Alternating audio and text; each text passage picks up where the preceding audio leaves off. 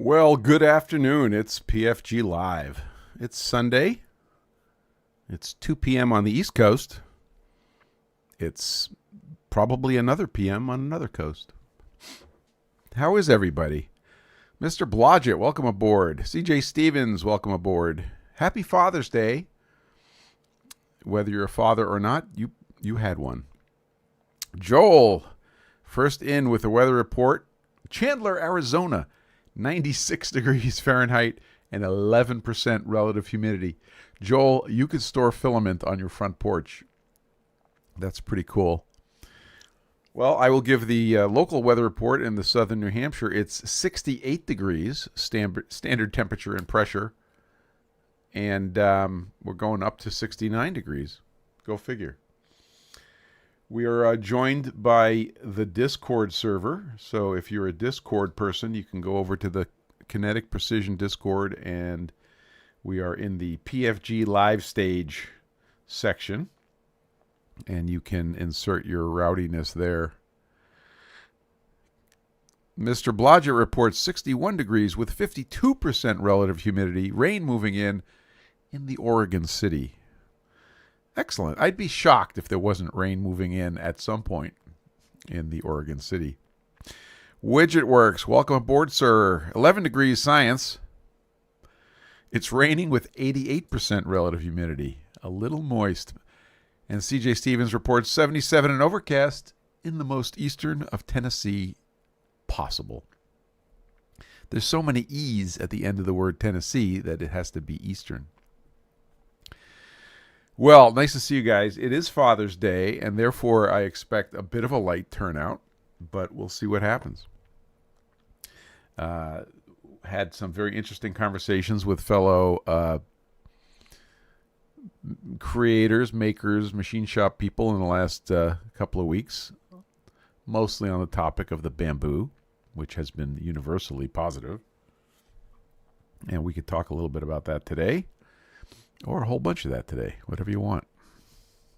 You've got me you paid for the hour, so it's whatever you want to do. Let's see.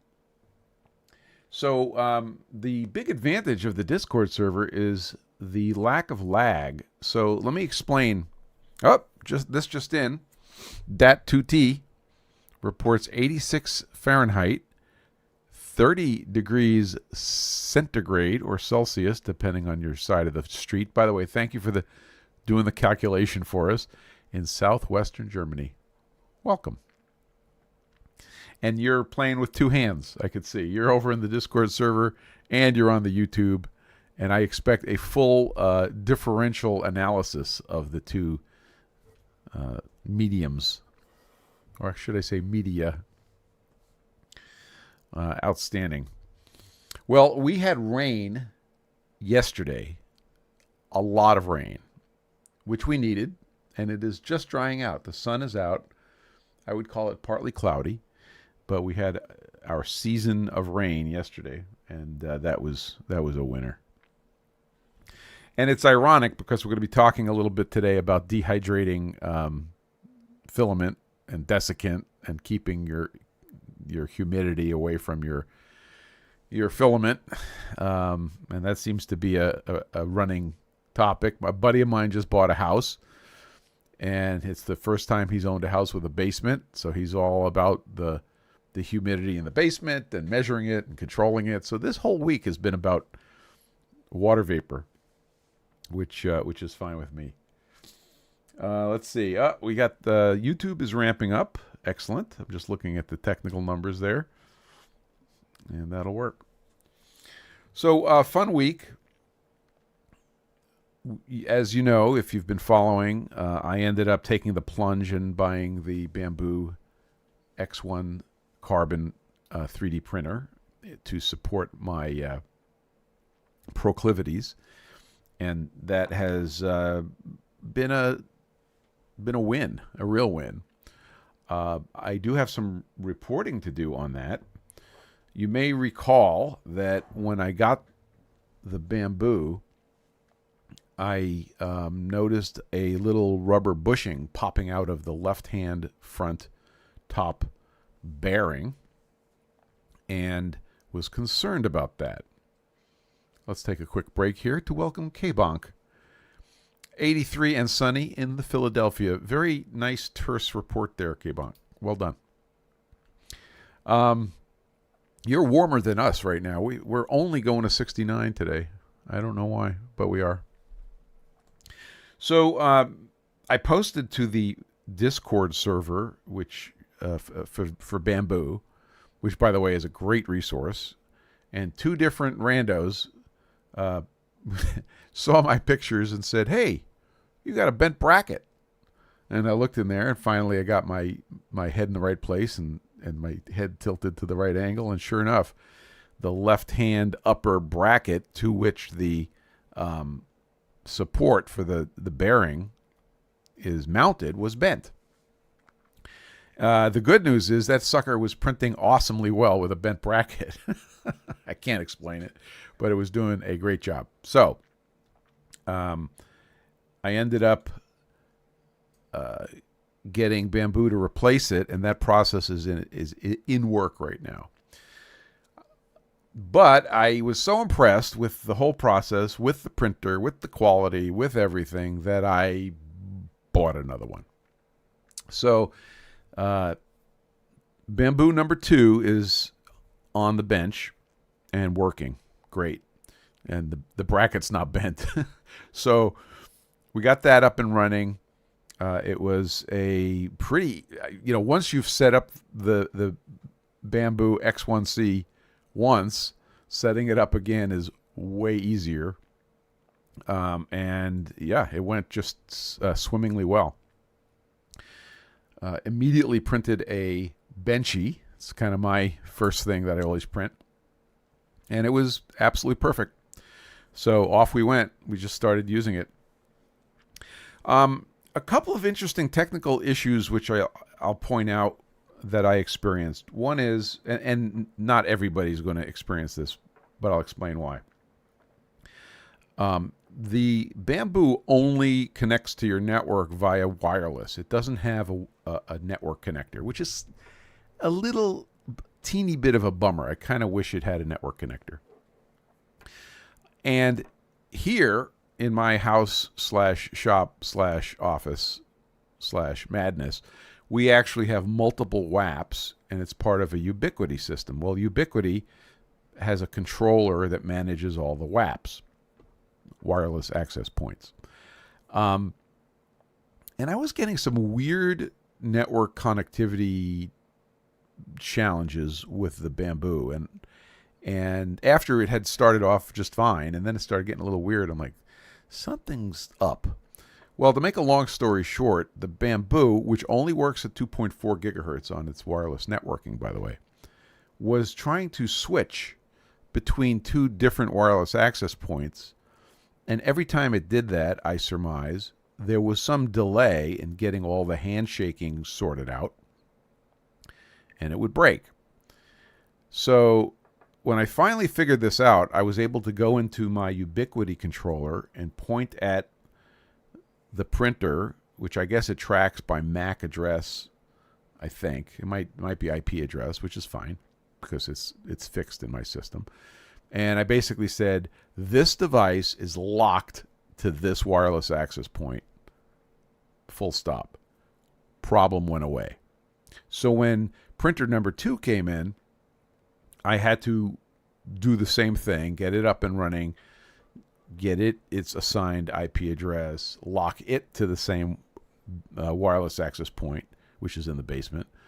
And that also has been working just fine.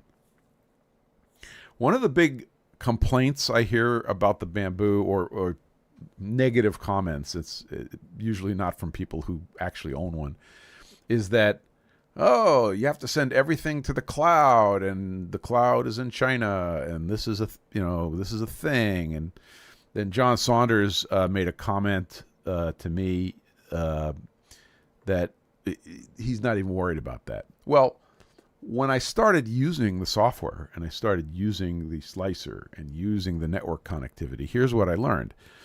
There is you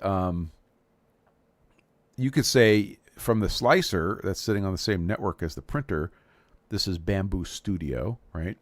You could say, send this to the printer, and it will dutifully send your model to the printer and start printing. However, when you do that, it sends it via the cloud.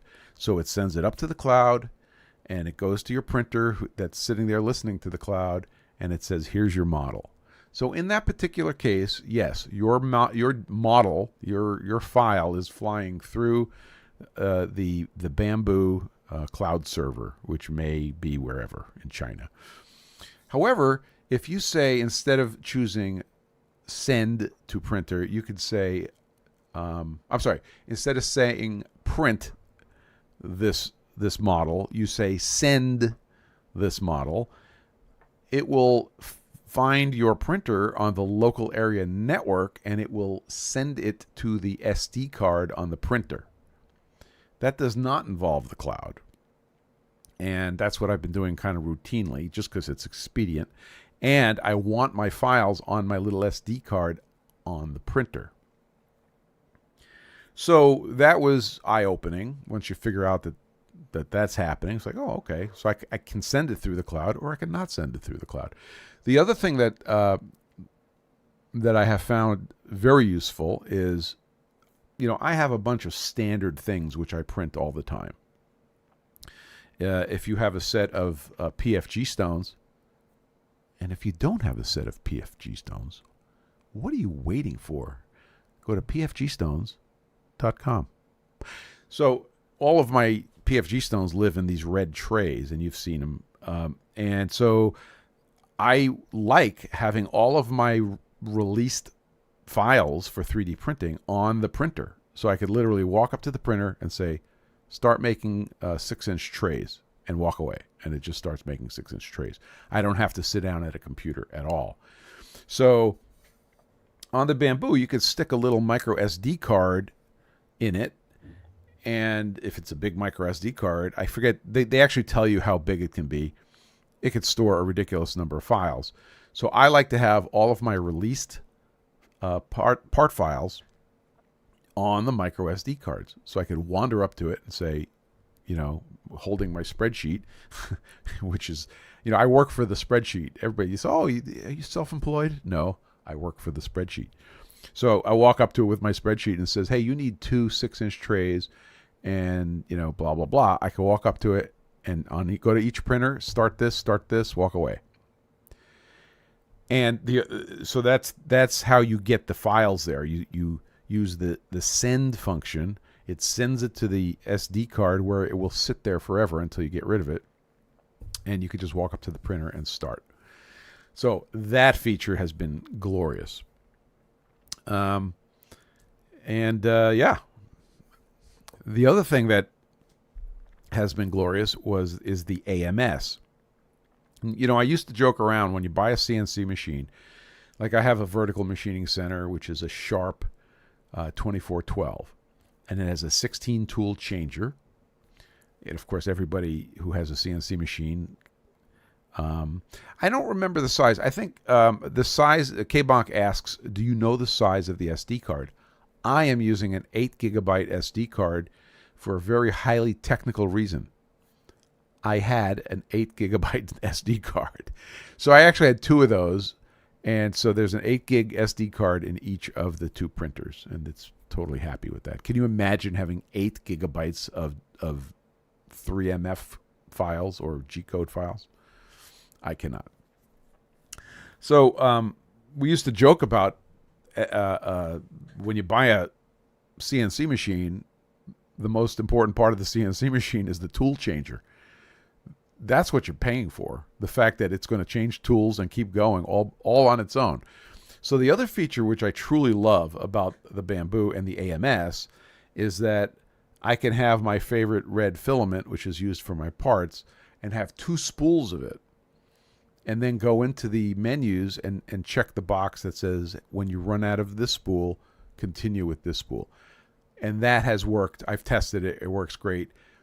You can have a glitch, a visible glitch, if it was busy working on the outside perimeter when it switched. Yes, it is possible to have a visible blemish. But if it's doing it anywhere on the, interior, infill or whatever, you're never going to see any glitch, and it's going to keep on going and finish printing. So once again, one of the best features of the printer is not the printer, it's the AMS sitting on the printer. So that has worked out stunningly well. I'll be honest with you. I was looking at the bench. I was looking at the two Pruses, which are still sitting there. So I got the two Pruses on the left, and I've got the two Bamboos on the right. And the Pruses each have a roll of Prusa Silver PLA. If you ever bought a Prusa, you get this roll of their Silver PLA. That's sort of their standard thing. And the two printers have my last two rolls of Prusa Silver PLA that have been kicking around. And I've been using them to make my Desiccant containers, which you're going to see. I'll show you a picture here, but I've posted it up on Instagram. Wes says you can use up to a 2 terabyte SD card, which is ridiculous. So I'm using 8 gigabyte cards, and you could use up to a 2 terabyte card. So there's your answer. Thanks, Wes. Appreciate you doing that. Hey, Wes, usually you're running two hands here. I see you only on one platform. That's a little disturbing. So anyway, been great. The focus this week has been humidity, literally. So I had some issues when I first started printing PETG on the Bamboo. I talked about this last week. And as soon as I dried my filament, which is ironic, because I'm like the world's biggest proponent for dry filament. As soon as I dried the filament, all my problems went away. And I had literally 8 versions of setup for the PETG filament in Bamboo Studio. And I made a change. I tried R1, R2, R3. I'm trying to tweak it to get rid of the stringing I was seeing, to get rid of the blobs I was getting. And I'm doing all these things. I got up to R8. And then I dried my filament. And everything started working. And I literally backed out all of my changes to the point where I'm using generic settings on everything. Generic PETG and all the other settings are built-in generic settings with properly dried PETG, perfect prints. So I went on a rampage and I dried every roll of filament. But not only that, I started developing a process by which I can continue to have dry filament. All rise for Robin Renzetti. Be seated. Hi, Rob. Nice to see you.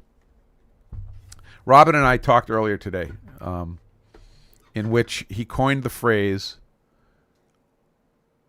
Did I get? Is it unintentional influencer, or what was the correct phrase, Robin? Hey, Practical Renaissance is here. Welcome aboard, sir. Anyway, Machine New Zealand. Welcome aboard. Nice to see you. Yeah, I'm glad you were able to make it. Just as an aside here, before we jump into the unintentional influencer. Got it. I just want to know how to get, what to put on the t-shirt. So we did slide the time today to 2 p.m., and I've been getting very good feedback. Robin is collecting data, K-Bonk. Don't give him any grief. He's going to give us a weather report. That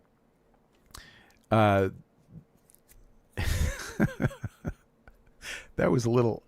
You caught me off guard there. We slid the time down to 2 p.m. Eastern, and I got a lot of good feedback, amongst whom was the Honorable Robin Renzetti.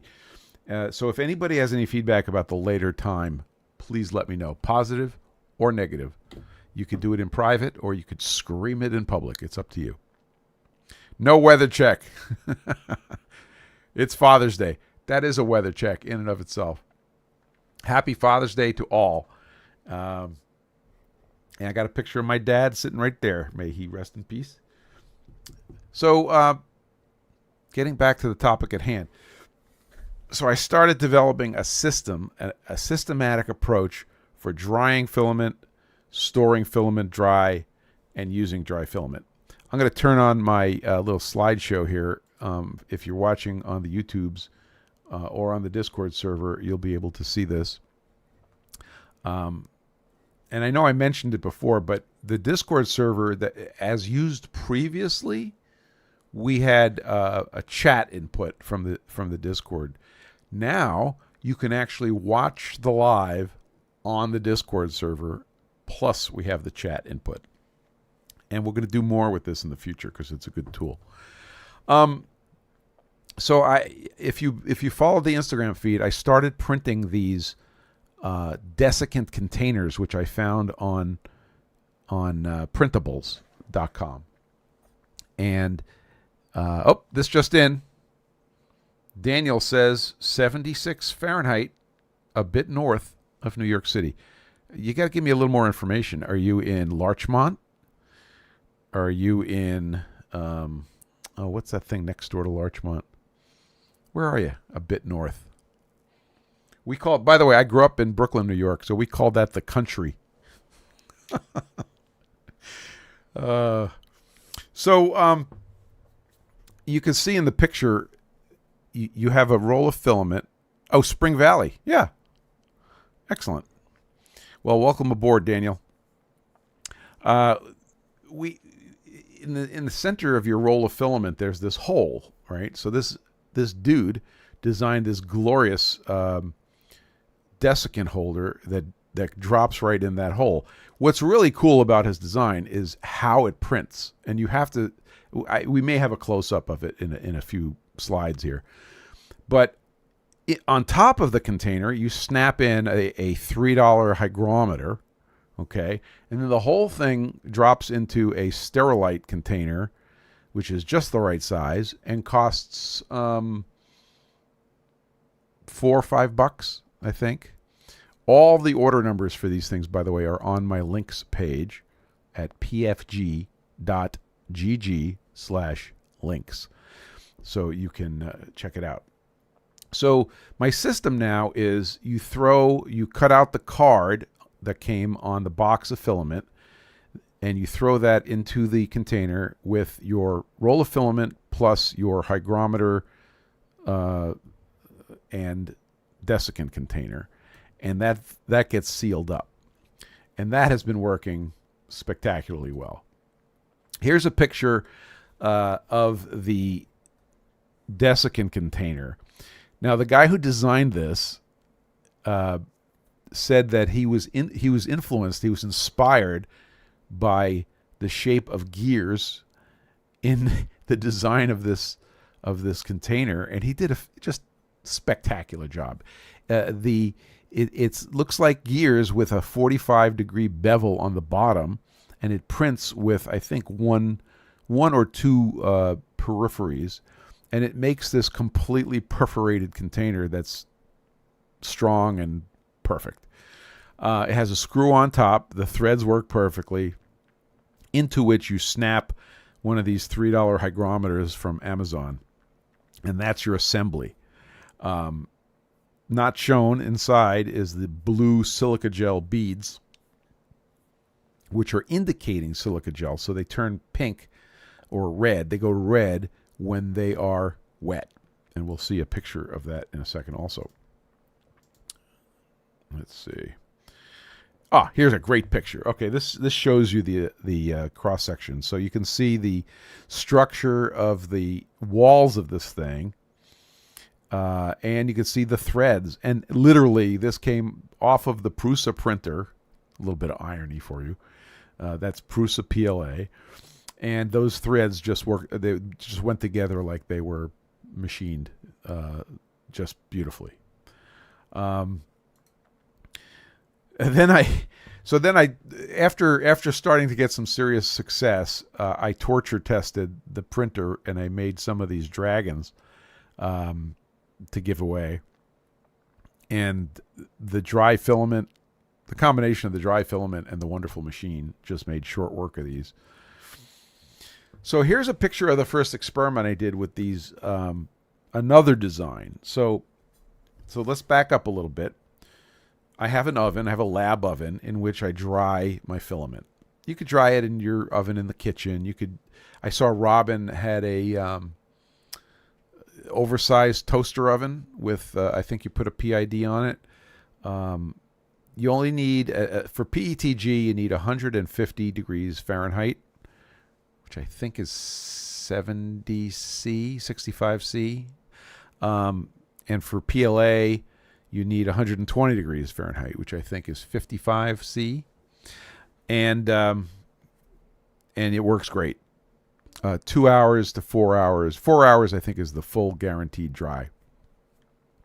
I just saw Daniel's comment on the other side of the Tappan Zee. I have been through that many times, Daniel, doing the north-south run. Oh, okay. So you got a large dehydrator and it holds 6 spools. Excellent. So you just have to, you don't need a lot of temperature. You just need some hours and you end up with dry filament. It gets the little desiccant container, its own hygrometer, drops into a sterilite container. Now you have storage. So Kevin says home oven will radiate hotter than is good for your spools. Avoid. Yeah, if you are not 100% sure, be 100% sure. My home oven is I guess this is a good point. Kevin brings up a good point. I guess I got spoiled. I'm using a convection oven. Like we have an oven that you could turn on convection and it circulates the hot air. So really it's acting exactly like a lab oven. Like, in fact, that's what my lab oven does in the shop. But I would imagine if it is a simple oven that does not have convection, use caution. Also, no gas ovens. This is electric oven we're talking about. Okay, so we made it into your container, right? So now we have dry filament. Before I go on, I just want to point out that I have numerous experiences with factory fresh, sealed, vacuum sealed, filament rolls. Still, the vacuum is still good. It has a desiccant package in the package. You stick your knife in it, it goes, it's totally fine. You take it out, and the filament's wet. So my general philosophy now is when the filament comes in before use, it gets dried. Full stop. Why wonder when you can know? So that's what happens now with incoming filament. Now, I will print with a spool directly out of the packaging as an experiment, which is what I did this week. And I have to report that the two rolls of bamboo filament that came out of the packaging, just as I described, no additional drying, were perfect. So that was a really nice sign. But that's not always true. Okay, so what's going on here? Okay. Now that you've done that, you take your roll of filament out and you put it in your AMS, right? Well, the AMS has these 2 little containers or 2 little spots where you put a pouch of, or they want you to put a pouch of desiccant. It's a little small, and I already saw it start creeping. The humidity. I put a monitor in there. Start creeping up after only a week and a half or something. So I went on to printables, and I found a couple of things. The first things I found were replacements for those two little pouches to use your own desiccant in a little container. I printed those. Those were great. But then I found another one, and it was these desiccant containers that fit in the front of the AMS, in between the little motor sections, and you could put 3 of them in there. And I did a test print. So the picture you see on the screen is the first test print I did with tough PLA. So this was a combination of, I want to try printing this thing, and I want to try this new filament. Both of those things, by the way, went spectacularly well. So this thing printed without supports. It was pretty spectacular. Here's what it looks like. You print 2 of these containers, and then a third container that has the spot for the hygrometer. Okay? And these go in the front of the AMS, and you have the 2 little ones in the back of the AMS. And I am here to tell you, I don't know if I have a picture of this, but my AMS interior is now running at 16% relative humidity in a basement that is presently running 60% relative humidity. Here's a picture of the hygrometer stuffed into the then empty container. And then these are some of the prints that I started doing. Robin says the Excalibur dehydrator is high airflow, and at 50 C average, the max swing on a thermocouple in the center of the oven while drying 4 spools only swings plus or minus 4 degrees C, as measured with a Fluke 87 with a thermocouple attachment in full data collection mode. So there you go. Excalibur dehydrator, recommended by Robin, the unintentional influencer. And that sounds like a good recommendation. Let's see. There's a I did get a picture of it. So here's a close up of the. So if you're on the, actually, even if you're not on the Discord chat, if you can see it on your screen, if you're watching on YouTube, there's a picture of Wes printing the same model we're talking about and his tree support from Bamboo Studio. Beautiful. And we both printed in the yellow PLA. By the way, the yellow PLA is really sharp. Your model looks a little different. Why is your model a little different? You have the vertical and horizontal slots. I have 45-degree slots. You might have picked a different one, right? Anyway, 16% relative humidity is now my baseline. So we have it in both sides, and there's a picture of my hygrometers saying one says 58%, one says 60% relative humidity. So working awesomely well. All subsequent printing after getting all the humidity and filament drying issues has been tremendous. So I strongly recommend this process. Now, it's a closed loop system. Eventually, the hygrometers are going to say to you, I am not holding my own. Okay, that 16% number is going to start climbing.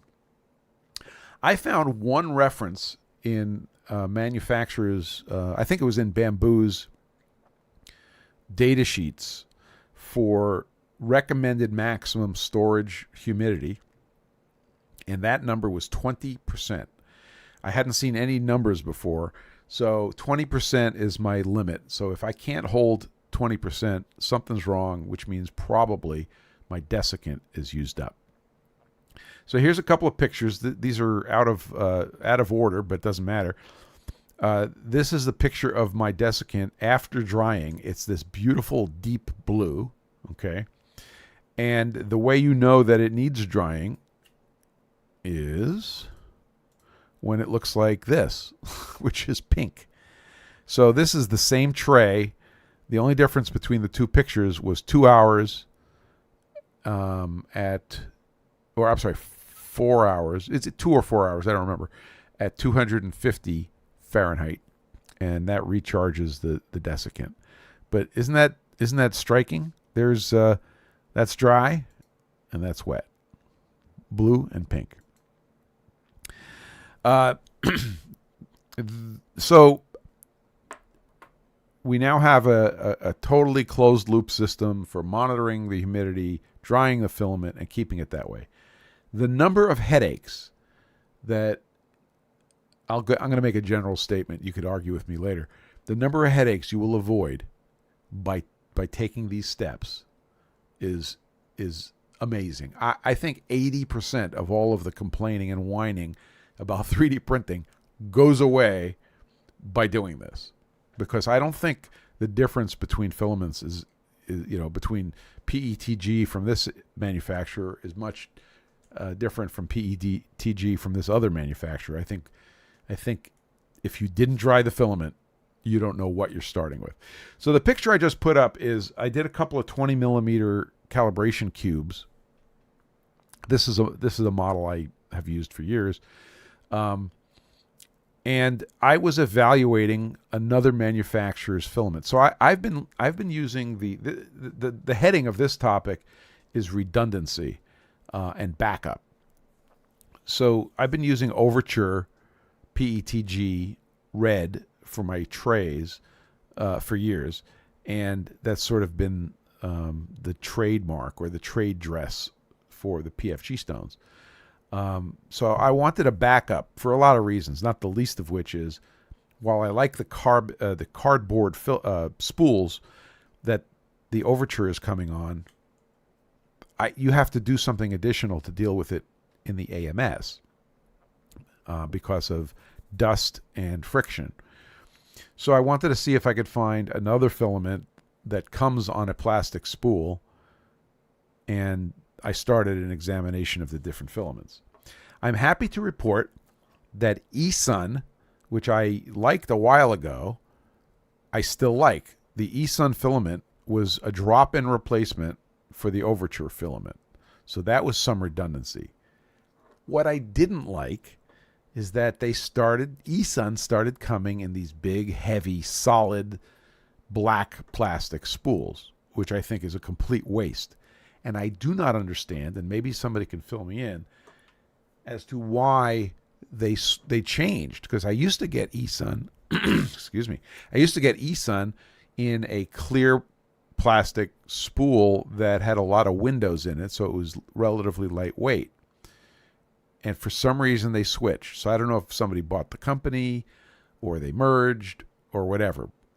But like the filament now, hate the spool now. So then I tried a third vendor, which was Sunlu. And Sunlu was very inexpensive. Not only was it very inexpensive, it came in like Amazon stocks it in their warehouses. I had it literally the next day. That's the good news. The bad news is it responded to drying. You know what that means. It came in not quite dry. But no big deal, because I basically think everybody's going to be like that. But the color was not great. It was not saturated, and I rejected it on color. I liked their spool because it had the windows and it had the minimization of material in a plastic spool. It was kind of the best spool. So for me, Overture was the best filament with the best color. The best spool was the Sunlu. And eSun had an excellent filament with a lousy spool. So that was my comparison for the last week. Now, having said all that, I couldn't get red bamboo PETG because they don't make it. They don't make a plain Jane PETG. As you know, or as you will know, bamboo makes a whole bunch of alloys. Like they make a PETG with carbon fiber, which I think, Robin, you tried and liked a lot. They make some other cool stuff, but they don't make. I wanted a drop-in replacement, and they didn't make plain PETG. Having said that, I also tested a bunch of the bamboo filaments this week. Let me just say that uniformly, I have liked their filaments, and their filaments. This is unsurprising. Drop into the printer. You use their built-in profiles, and they work perfectly. So that's unsurprising, but that is a pleasant unsurprise. So I was really happy about that. But they didn't have a red PETG, so that's kind of a bummer. So I'm all set on that. Hey, Machine New Zealand, thanks for being here, man. Sorry to hear you have to go to work. We'll catch up with you. We'll save this for you on YouTube and on your favorite podcatcher. So that was all this last week. It was a lot of research, a lot of measurements, a lot of trial and error. So Robin got the potpourri, the complete smorgasbord of the bamboo filaments, and he said he's used PLA and PLA Plus. I think PLA Plus, is that the same as PLA Tough? I believe it is, and I was super impressed. Let me say that again. I was super impressed with PLA Tough, because the PETG is not perfect for printing. PLA is perfect for printing, but PETG is perfect for toughness, and PLA is not perfect for toughness. So they made this alloy. Yeah, I'm not sure what anyway, I printed out this chart, this PDF chart. It doesn't even have all of their filaments on it, but they had it on the website, and I was looking at it, and I'm trying to figure out the pedigree of everything. But I'm not ready to talk about that yet, except to say that it all worked very well. The PLA Tough was very impressive. The plain Jane PLA was exactly what you want. It was detailed and just beautiful. Okay, gotcha. So I have nothing negative to report. Everything has just gone swimmingly well. Having two printers in a revenue environment, I'm making money. Not making money from prints, but the prints are part of my product, right? And they're going out I guess I am making money from the prints. But having the two printers is very important to me. If one goes down, the other one is still going. That's why I still have the two Pruses, because I'm sure, but I'm not that sure. So after a respectful amount of time, the Pruses will go away. But having the two printers in parallel, vetted, working great, has been a fantastic thing. And we have graduated to full production on the bamboos. They are no longer experimental. They are making trays, they're making lids, they're doing all my stuff and they're fast enough so that they don't spend all their time doing that. I can do engineering. So now I have engineering models that I'm making on them, and the other filaments are starting to play into that. So I told you that whole story to get back to the Pruses with the two spools of Prusa PLA silver on them. When those two spools are used, and those spools, by the way, are too wide to fit into the AMS. So when those spools are used up, sorry, Joseph, those printers are off the bench. And they might get donated to the same place I donated the first one, or they may sit around as emergency spares. We'll see. So that's the story on the current state of the bamboos and the whole process. At this time, I'm going to drink some beer. So this is by no means a commercial, but a few years ago we did a shootout on ginger beers. I think you and I compared some notes on this. And my favorite, when all the dust shook out, was this Bundaberg. A close second was a Trader Joe's brand, which was good, and it had a little kick to it. But we really like this Bundaberg. Now the weird thing it says on it, Let's see if I can show it to you. It says right there. It says invert bottle before opening. Now, I think this is the Aussies just having fun with us, but I'm going to try it. I'm going to invert the bottle, and then I'm going to open it. All right. Ready? I'm just kidding. I think what they mean is to mix the bottle before opening it. There we go. These guys have a sense of humor. So my question for you guys is, if you're doing 3D printing, what filaments are you using, and what brands? I'm always interested in hearing about, excellent brands that do a good job and are totally consistent. So Rob Ren's found a brand of ginger beer called Goya. He says it's like drinking 1,000 bee stings.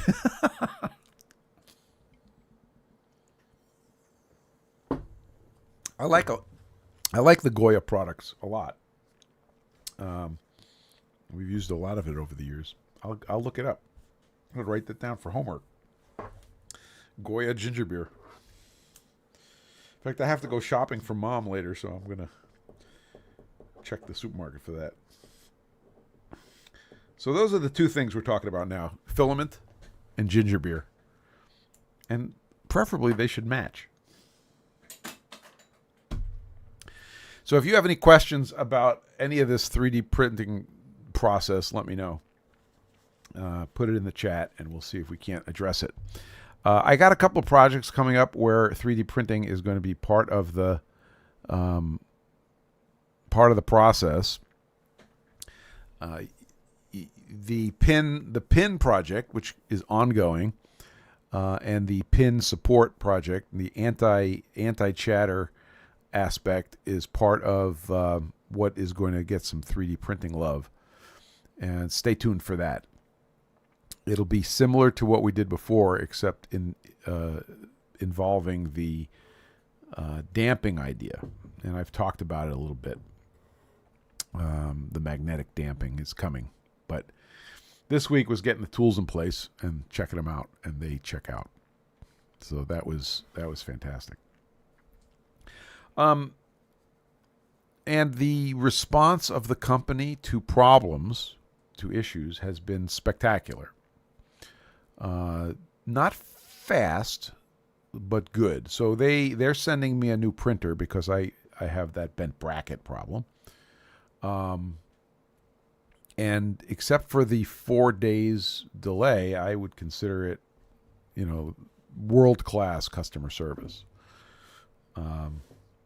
So I was thinking about this today. I don't know why I was thinking. Oh, I remember why. A friend of mine called me up with some goodies that he wanted to know if I was interested in, some toolmaker tools and stuff, which he's going to talk about. He actually did a video. This is Almost Machining. He did a video on YouTube. You might want to watch that. He's taking some cool stuff to the bash for sale. But anyway, we were talking, and it caused me to remember how I was treated by Suburban Tool after spending $3,200, $3,500 with them. And I had a problem on one of the products. It was really, it was not right. And they basically brushed me off. Okay? I still remember that. And that was the last time I purchased anything new from Suburban Tool. That was not nice. And now these guys who, are halfway around the world, they're like, oh yeah, we're going to send you a new one. No problem. So been pretty impressed. Let's see. So I think we covered so all of the links for the Desiccant and all the other products we talked about are on my links page. Somebody asked me about, what kind of Desiccant am I using, and is it the right, is it the recommended type? I did not do a thorough deep dive into desiccants. I went on Amazon, and I found this indicator silica gel, and it met the requirements, and I started using it. So that's the one I've been using. I don't have any particular,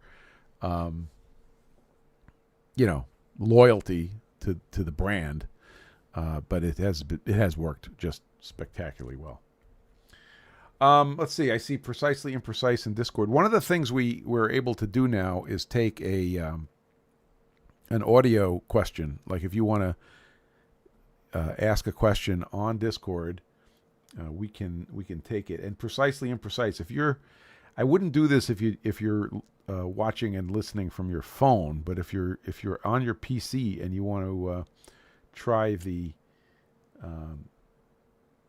that feature, you're welcome to do it, and we'll test it out in front of everybody live.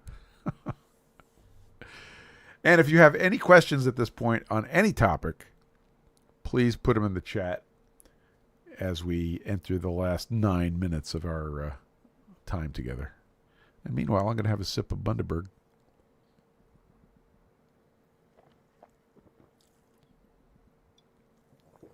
Oh, there was one weird thing I wanted to talk about real quick. There was actually two things. So do you want to try the audio feature? You want to, raise your hand, ask a question or something? We can give that a shot. I don't know what it looks like from your end, but you can give it a shot. Real quick, April 2nd's PFG.Live on YouTube, it didn't exactly disappear, but I was scanning the list today, and it had a length of 2 minutes. And I looked at it, and it was like really weird. So I'm in the process of trying to restore it. But if you see that, just, let me, if you ever see anything like that, let me know. But that was kind of weird. So that should be fixed, hopefully, by the end of today. Oh, the other topic on 3D printing is that, they ship you glue stick. And let me see if I can bring up this picture.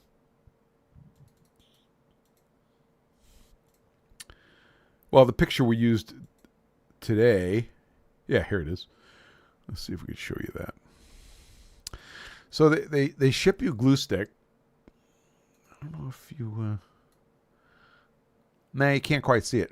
But printed on the plate itself, it says glue stick can help. And then they give you glue stick. And they talk about using glue stick. And I look at Wes's picture, and I see glue stick on his build plate. I have not touched glue stick. So based on my experiences with the Prusa, and I talked about this in the video that I made called Reliable PETG on the Prusa. I have not used glue stick at all, and the printing is going spectacularly well. Let me tell you what I'm doing. I'm printing PETG on the textured side of the so-called engineering plate. I clean it with isopropyl alcohol, and I print. Full stop. Okay? Works perfectly well. When I use PLA, I print on the smooth side. Wes said this was PLA. I know, here it comes. If you flip that plate over, this is the default plate. This is the plate they ship you, on the printer, ready to print. If you flip it over, it says on it PLA, and it's the smooth side, okay? I think they call it the cool plate, or the cool/PLA plate. Here's how I print PLA. I take that plate, I clean it with isopropyl alcohol, I print. Works perfectly. So I haven't used glue stick, also known as PVA, polyvinyl acetate. I haven't touched glue stick in 2 years, roughly. And it's, I'm honestly not sure when it's needed anymore. So it used to be that, yeah, give it a shot, Wes. Seriously. I think they oversell the glue stick thing a little bit, but I haven't touched glue stick in so long, I wouldn't know what to do with it. I used to mix it with water when I was using the Taz 6 printer. It was used as a release agent for printing PETG on a PEI bed, or polyether imide bed, which was smooth and non-removable. So let's think this through. If you printed PETG on PEI clean, it would chemically bond, and it would be super hard to remove. So using glue stick was actually as a mold release, effectively, between PETG and PEI. The Windex that I talked about in my video on the Prusa was acting as that. It was a release agent to prevent damage. And on the Taz 6, it was not a removable plate. Oh, I will give you a quick update on the Benelli pins. So when I show up here with this the bamboo plate, I did the same thing. I used the Windex on the bamboo plate, on the engineering plate, and it was insufficient adhesion. So I went and I went down a step, right, which is clean it, and printed clean. It was perfect. And similarly, on the other side with the PLA, I just printed it clean and it was perfect. So I don't use glue stick. I don't know if that comes as a shock or if anybody at Bamboo is listening, but I'm going to sell my glue sticks. So that's the glue stick story. I just wanted you to hear that from me. So if you're messing around with glue stick because you feel you have to, I encourage you, PLA on the PLA plate, isopropyl alcohol clean, PETG on the engineering plate that says PETG on it, isopropyl alcohol clean. Give it a shot. Let me know what happens. And if this disturbs anybody, I'm terribly sorry. Let's see. I'm at the end of my list, except Tim is demanding a quick update on the Benelli pins. So no grinder action on the Benelli pins since the last update. Some design work on my part, which I'm not ready to show, on the new damper has happened, and it will have a principally 3D printed body. So that's the 3D printing angle. Rob Wren says you have a large contact area on your production parts. Absolutely, but I didn't have a large contact area like on these desiccant containers. Like I said, I haven't seen anything urging me to do anything other than what I just described. So Daniel wants the model number for the Excalibur dryer, Rob Wren's, and we'll tell everybody what that is. Is that off of Amazon?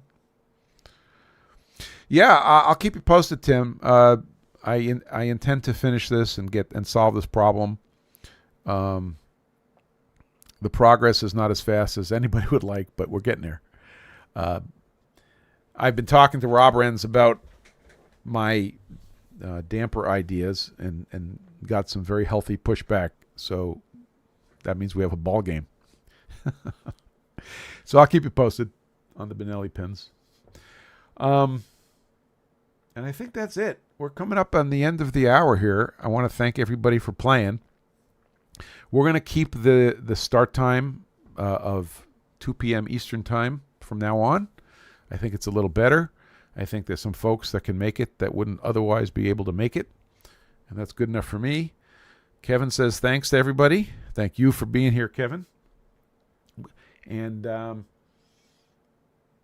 the Discord. So Discord will continue doing it just like this. You'll be able to ask questions on Discord or make contributions on Discord via audio from now on. There's a button that says raise my hand or something. And if you hit that and I approve it, then your audio will go right into our podcast here. CJ Stevens, have a great week. And as Kevin Blodgett would remind us, don't forget to depress the vertically oriented opposable digit button. Like, subscribe, throw me heaps of cash, and we'll see you guys next Sunday. Take care, guys. There'll be a brief after show in the Discord server where we talk about everybody that isn't in the Discord server. Have an awesome week, everyone. Take care.